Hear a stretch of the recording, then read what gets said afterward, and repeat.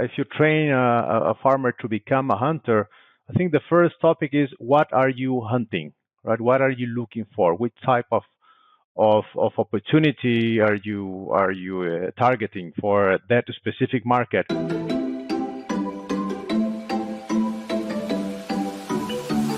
Welcome to another fabulous episode, my lovely people, to the B2B Sales Trends podcast, the show that brings you hacks, tips, thought leadership to the topic of B2B selling. My name is Kendlbacher, and today's episode is all about how are we turning farmers into hunters, or how can we turn farmers into hunters? And in the same sort of line, redefining the go-to-market strategy. With me today, and our expert for today, is Felipe Arancibia. And Felipe is the Executive Vice President at Loomis for Sales and Marketing in Europe and LatAm. Welcome to the B2B Sales Trends podcast, Felipe. Thank you, Harry. Nice to be here. Fabulous. Felipe, give us a bit of an introduction, a bit of background about yourself, if you would. Sure, Harry. So I'm born in Brazil, based in Europe since 25 years now. My background, I've started my career in hospitality business, hotels, fast food, and then fast coffee. Then came a bit into the retail business development as well. A large experience in Asia, Latin America, Middle East, and of course Europe.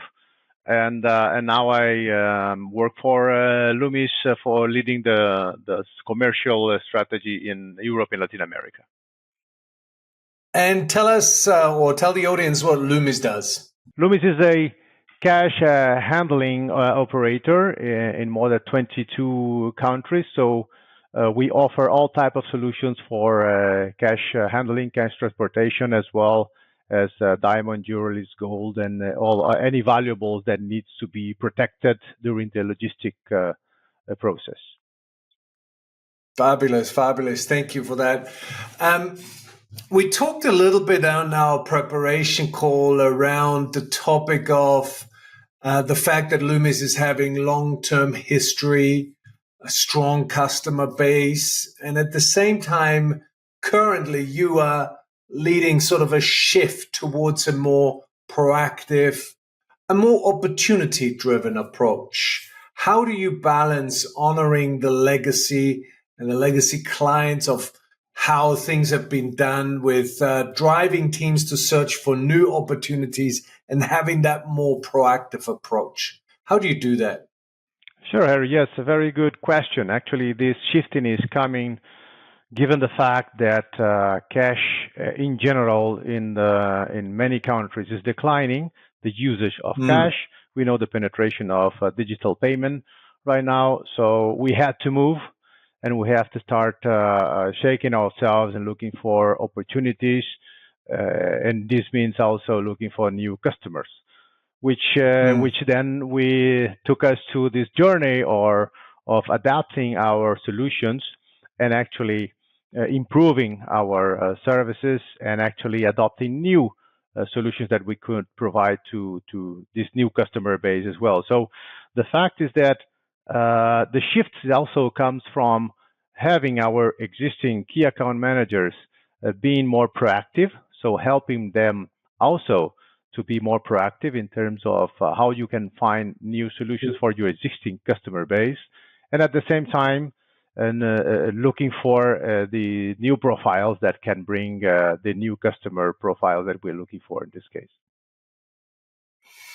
And you really have to shift the culture within your sales organization, and making that move from a sort of a reactive service to proactive opportunity creation, if you will, is a big culture change. And in our work, we often see that people know what they have to do, but they need both the competence and the confidence to build up that courage to do it differently. What approaches have you found most effective in helping your teams shift that mindset and those behaviors that go along with that mindset to really drive that more proactive approach? Okay, that's a tricky one for sure. So behavior is one of the topics that is one of the most difficult to change or adapt. I think the first is encouraging your team, supporting them with this shift, with this change. So it's a corporate strategy. We understand the situation that we have today, and we look forward to capture these new businesses. Of course, it's important to test the initiatives, right? So you don't go with the whole shift without your pilots and without making sure that there is a effectiveness in those initiatives. Then you can share with them and show them actually, right? So with some level of knowledge, with some market mapping, that there is opportunity out there that we can go after it and be successful in it. Yeah, absolutely. And I think you're right. It is a process. It is a process for people to shift that mindset. And of course, the behaviors that go along with it.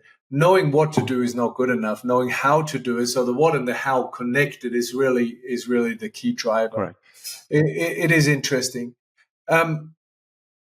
Obviously, the market is changing, and there are always sort of questions and of how to create these new opportunities rather than just wait for them. And salespeople tend to sit in their comfort zone and do that. Simpler solutions, more customer segments, or expanding offers can all really play a big role in this. What are some of the ways you're encouraging your team to open these fresh conversations with customers and sort of broaden that dialogue and that conversation? Okay. Yeah, I think when we speak about the hunters and farmers, the big dilemma, if you train a farmer to become a hunter, I think the first topic is, what are you hunting, right? What are you looking for? Which type of opportunity are you targeting for that specific market? Of course, in my world, we have 17 countries, very different culturally speaking.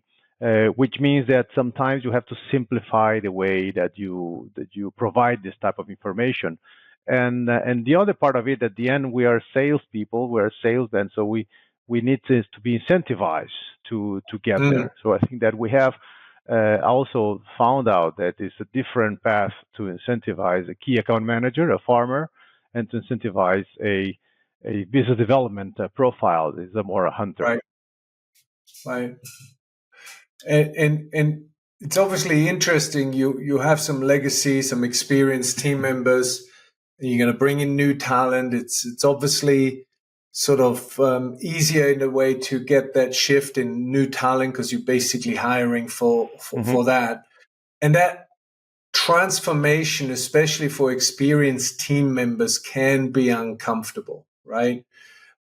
Especially for people who have been successful for a very long time in a more traditional model, so to speak.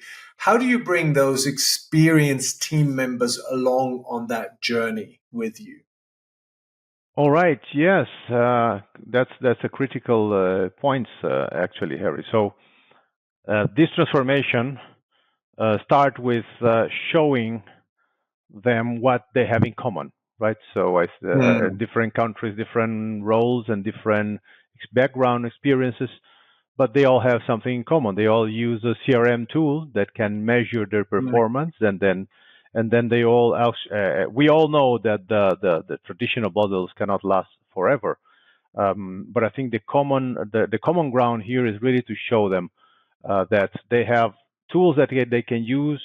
And of course, then we did launch a customer success management tool to understand how do we support customers after they hire our services, and that's something that they all are working together.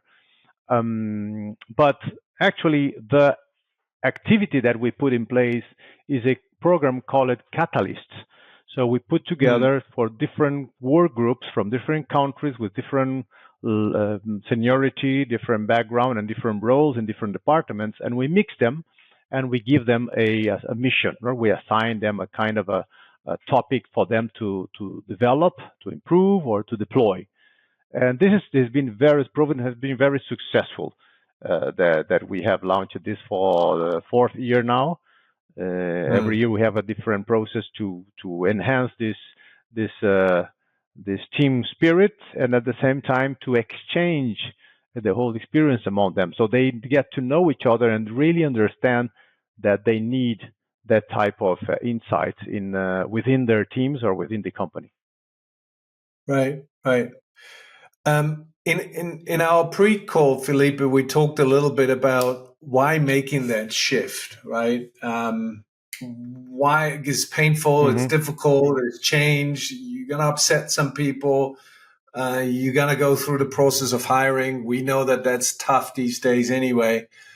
And we talked a little bit about why shift in that model in the first place. And you brought up a fantastic example about fishing in a lake. And why don't you share that analogy with our audience? Okay, sure. Yeah, we've been talking a lot about this fishing or hunting, and when you fish in a lake and you have very specialized service that we provide. It's so specialized, and we don't really have too many competitors in every country. Okay, some countries we do have more than one or two competitors, but typically I would say in the main markets that we work with, we have duopoles typically. So which means that you have a big lake, all the customers, they need to be served by yourself or your competitor. So at the end, I compare that to fishing in a lake where, you know, all the fishes are in the territory that you know, and that you can get there, and sometimes they go to your competitor, sometimes they come to you. When it comes to this shift in this strategy and broaden your customer base, where you have to develop new products, that's for sure, to accommodate that potential customer base that you want to capture, then you can train maybe that fisherman from the lake to go to the open sea, right? But it's very important to instruct them properly, give them the right tools, and then again, I mean, it's a process, as we were saying initially. It's not something that you can do from the one day to another. It's a process that you can really train that fisherman in the lake going out to the open sea to try to catch. And depending again, what are you catching? You are looking for whales or fishes, right? So I think that's a critical turning point where we started already a few years ago, looking for this process. And I think that, as you say, there's a lot that needs to come from the strategic overview and the leadership that says, okay, this is where we're going as a company, and this is what we are aiming to deploy. But then you need the sponsors, right? Typically, the HR department can help you with that, doing this exercise in how do we do the cascade process of that information that can be fed into the salesperson on a daily basis relationship with existing customers or new potential customers as well. So you've got the good strategy. Sounds like you're doing many of the right things to make sure the strategy works. How do you ensure that sort of shifting culture is actually going to stick going forward? In other words, how do you turn your idea and that new go-to-market strategy into daily behaviors? What can you share there with the audience? What has worked when it comes to these daily activities, these daily behaviors, these daily reminders? Because culture is not shifted really in an instance. It's not shifted by saying, "Oh, we're going to do things differently now." That doesn't mean anything. So how have you embedded habits on a daily basis to ensure that strategy is actually going to stick? All right, that's a tough one, Harry. Thanks for your question, because I think that's the mystery the mystery one, Yeah. the $1 million questions, right? So Right. you turn the idea into something that can be materialized on a daily basis. Yeah. Again, I think there's a lot on the leadership. I always say it's all about people. So you have to have the right umbrella to cover the right people that you want to let's say to buy the idea and to embed into your quest, right? There's something that we have called the quest for SMEs in our case, because our customer base has been large customers, big banks and big retailers, and we are now moving forward towards a new customer base, which typically is the SME, the medium-sized companies that can be also become our customers based on our existing product portfolio. So I think, and then comes to the point that we touched before, was a showcase. You need a proven record that we tried this in this market, given that circumstances. Of course, we know that in 17 different countries, the analysis is always challenging, because you say I did this in this country and work it, and probably someone from other country will say, of course, because this is not my country. That way would work. So you need to play with these showcases to make sure that that you can land this topic and conversation. As you say, is a long process. But then success stories are critical. I think it's very important when you have this atomize the team that is distributed among so many countries with different languages, to make sure that everybody understands the message in the right format. And then it's true that you have to prioritize. I mean, you don't start with 70 markets at the same time. You know which markets are more mature and the right momentum to capitalize this change. In other markets, you might wait, a little bit longer to deploy. And by the other hand, apart from the cultural shift and external factors like the business environment and maturity of the market, there is also your capability to afford this next step within that market, right? So if you as a company can be ready to touch base, if you have to explore this new customer base because you have exhausted your existing potential in the market. So it's a mix of a lot of things, I guess. I mean, add complexity, the fact that we currently have in Europe, so we have 15 countries in Europe, plus Latin America, Argentina and Chile, and we have 10 different verticals. Of course, we have 4 core ones, and I think that's I think the magic of it is that you have 4 cores, but you want to deploy the 6 adjacent business, and then you have other business that you can touch with new products. And again, I think that my mission here is try to build a little bit the foundations, so the countries can really deploy these new services and successfully. And one recommendation from me is always, 2 books. The coming from the library standpoint is the From Good to Great from James Collins. I think it's a 20-year-old book, but it's very inspiring.